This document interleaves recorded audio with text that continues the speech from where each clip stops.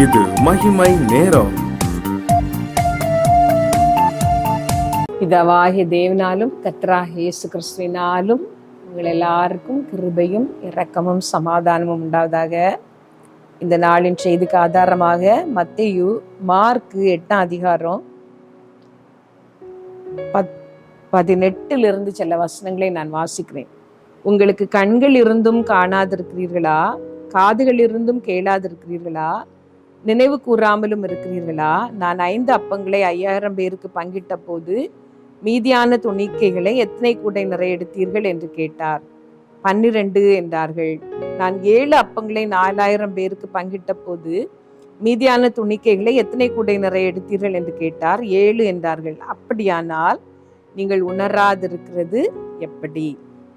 நமக்கு உணர்வு வருவதற்காக, உணர்வுள்ளவர்களாக நாம் இருப்பதற்காக இயேசு கிறிஸ்து நமக்கு சொல்லி இருக்கிற ஒரு ஆலோசனையை இன்றைக்கு நாம் தியானிக்க போறோம். இயேசு கிறிஸ்து தம்முடைய சீஷர்களோடு கூட கடலின் அக்கறைக்கு போகிறார். படகிலே பிரயாணம் பண்ணி அவர்கள் போகிறார்கள். அவர்களிடத்திலே ஒரே ஒரு அப்பம் மாத்திரம் இருக்கிறது. இதற்கு முன்னால் கர்த்தர் அந்த 7 அப்பங்களையும் சில சிறு மீன்களையும் கொண்டு 4000 பேருக்கு அதிகமான மனிதருக்கு போஷித்த அற்புதத்தை செய்திருந்தார். சீஷர்கள் ஒரே ஒரு அப்பம் வைத்திருக்கிறார்கள்.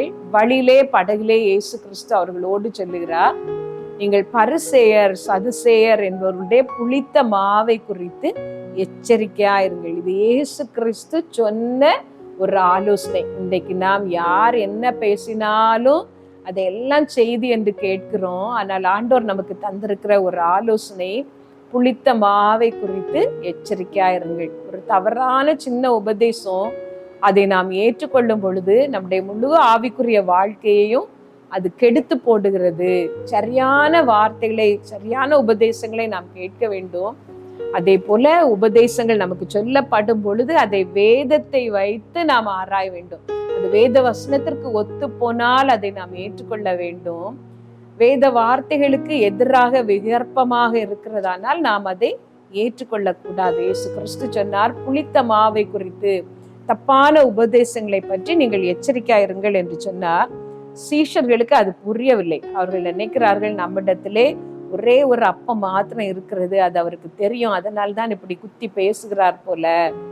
புளித்த மாவுக்கு நாம் எச்சரிக்கையா இருக்க வேண்டும் என்று அவர்கள் சொல்லுகிறார்கள். இயேசு கிறிஸ்து அதை அறிந்து சொல்லுகிறார், உங்களுக்கு இன்னும் உணர்வில்லையா? நீங்கள் கண்கள் இருந்தும் காணாமல் இருக்கிறீர்களா? காது இருந்தும் கேட்காமல் இருக்கிறீர்களா? நான் 5 அப்பத்தை 5000 பேருக்கு பங்கிட்ட பொழுது மீதி எடுத்தது எத்தனை என்று கேட்டார். அவர்கள் 12 கூட என்று சொன்னார்கள். அதே போல 7 அப்பங்களை நாம் 4000 பேருக்கு பங்கிட்ட பொழுது மீதி எவ்வளவு எடுத்தீர்கள் என்று கேட்டார். அப்பொழுதும் சீஷர்கள் சொன்னார்கள், நாங்கள் 7 கூடைகள் நிறைய எடுத்தோம் என்று. அப்படியானால் நீங்கள் உணராதிருக்கிறது எப்படி? How is it that you don't understand?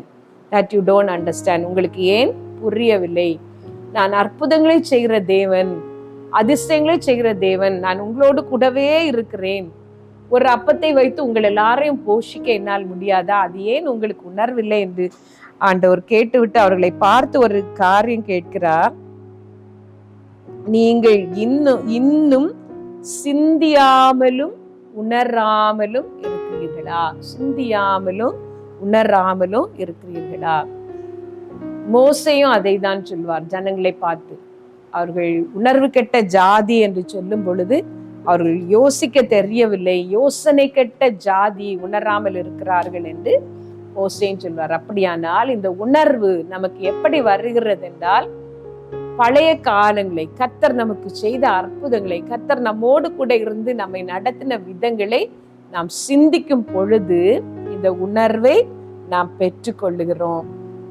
அவர் ஆலோசனையில் ஆச்சரியமானவர், செயலில் மகத்துவமானவர், ஆராய்ந்து முடியாத பெரிய காரியங்களை, எண்ணி முடியாத அதிசயங்களை அவர் செய்கிறவர். அவர் என்றைக்கோ ஒரு நாள் செய்துவிட்டு இனி அப்படிதான், அதற்கு மேல் உனக்கு அற்புதம் கிடையாது, உன்னை நான் ஆசீர்வதிக்க முடியாது என்று சொல்லி இருக்கிறவர் அல்ல. அனுதினமும் நம்முடைய வாழ்க்கையிலே நம்மோடு கூட இருந்த அற்புதங்களை செய்கிறவர். நமக்கு சின்ன தேவையோ பெரிய தேவையோ எதுவானாலும் அதை நமக்கு சந்தித்து தருகிறவர். வேத வசனம் சொல்லுகிறது, அவர் காலைதோறும் நம்மை விசாரிக்கிறார் என்று சொல்லி. உங்களுக்கு இன்னது தேவை என்று அவர் அறிந்திருக்கிறார் என்று வேதவசனம் சொல்லுகிறது. அவர் நம்முடைய தேவைகள் எல்லாம் அறிகிறவர். அவர் நம்முடைய பெரிய தேவையானாலும் சரி, திராட்சை ரசம் குறைவுபட்டு கல்யாண வீட்டிலே எல்லாரும் அங்கலாய்க்கிற ஒரு பெரிய குறைவானாலும் சரி, நாளைக்கு என்ன நாம் உடுத்துவோம் என்று நாம் நினைக்கிற ஒரு சின்ன அற்பமான தேவையானாலும் சரி, எல்லாவற்றையும் அவர் விசாரிக்கிறவர், எல்லாவற்றையும் நமக்கு சம்பூரணமாக தருகிறவர். அந்த உணர்வு நமக்கு இருக்க வேண்டும். சில வேளைகளிலே நாம் அங்கலாய்த்து நிற்கிறோம். ஆண்டுடைய கை வல்லமை கண்ட ஜனங்களாகிய நாம் அற்ப காரியங்களுக்காக திகைத்து நிற்போம். ஐயோ, அவ்வளவு பெரிய அதிசயத்தை அவர் செய்தார், அந்த பெரிய வியாதியிலிருந்து சுகமாக்கினார், இப்பொழுது இந்த அற்பமான தலைவலி பெரிய வியாதியாய் போய்விடுமோ என்று நாம் கலங்குகிறோம். அப்படிப்பட்ட எண்ணங்கள், சிந்தனைகள் நம்மை குழப்பும் பொழுதெல்லாம் நாம் செய்ய வேண்டிய ஒரு காரியம், அந்த ஆதி நாட்களை கர்த்தர் செய்த அற்புதங்களை சிந்தித்து பார்க்க வேண்டும். அவர் செய்த அவருடைய கிரியைகளை நாம் யோசித்து பார்க்க வேண்டும். நமக்குள்ளே ஒரு உணர்வு வரும். அந்த ஒரு வார காலமும் நீங்கள் சந்தோஷமாக இந்த வார்த்தைகளை கேட்டீர்கள் என்று நான் நம்புகிறேன். எல்லாரும் கண்களை மூடி ஆண்டவருடைய சமூகத்திலே நம்மை ஒப்பு கொடுத்து நாம் ஜெபிக்க போறோம். ஆண்டவரே, கடந்த காலங்களில் எல்லாம் எங்களை நீர் அதிசயமாக நடத்தினீர், இன்னமும் நடத்துவீர் என்று அவரிடத்திலே நாம் விசுவாசித்து அறிக்கை பண்ண போறோம். என்னோடு கூட இந்த பாடலை பாடி ஆண்டவரை துதிப்பீர்களா? கடந்த நாட்களில் கண்மணி போல் கருத்துடன் நம்மை காத்தாரே, கர்த்தரையே நம்பி ஜீவித்திட கிருபையும் மீந்ததால் ஸ்தோத்தரிப்போமே. அற்புதமே அவர் நடத்துதலே, ஆனந்தமே பரமானந்தமே, நன்றியால் உள்ளமே மிக பொங்கிடுதே.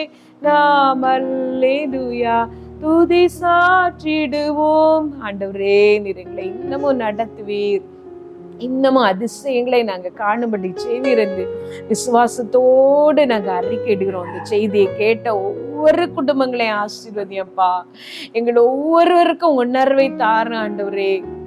பிரசங்கம் பண்ணுகிறேன், நான் தானே ஆகாதவள் என்று போகாதபடி எனக்கும் அந்த உணர்வை தாரும்.